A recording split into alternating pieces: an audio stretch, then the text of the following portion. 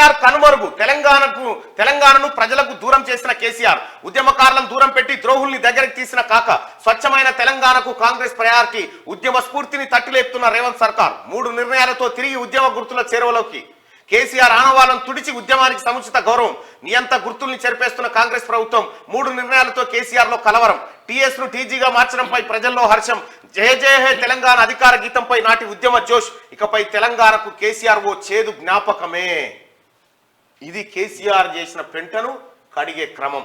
తెలంగాణ నుంచి నియంత కేసీఆర్ కనుమరుగయ్యే రోజులు దగ్గర పడ్డాయి. సుదీర్ఘకాలంగా ప్రాణాలకు తెగించి కొట్లాడి సాధించుకున్న తెలంగాణ రాష్ట్రంలో అధికారంలోకి వచ్చాక కేసీఆర్ సాగించిన నియంతృత్వం అంతా ఇంత కాదు. తన అహంకారంతో తెలంగాణకు ప్రతీకగా నిలిచే ఎన్నో అంశాలను పక్కకు తప్పించి తనదైన ముద్ర వేసుకోవడంలో కేసీఆర్ 10 ఏళ్ల పాటు పరితపించాడు.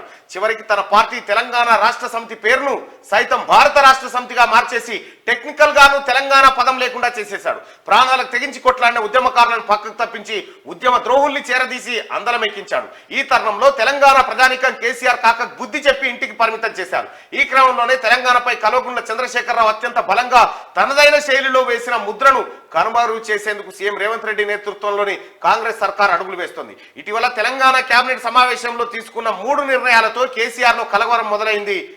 ఈ 3 నిర్ణయాలను సరిగ్గా అమలు చేస్తే కేసీఆర్ ముద్ర తెలంగాణ మీద కేసీఆర్ పొర అయిపోయింది. ఆ పొర తొలగిపోయినంత పనైంది.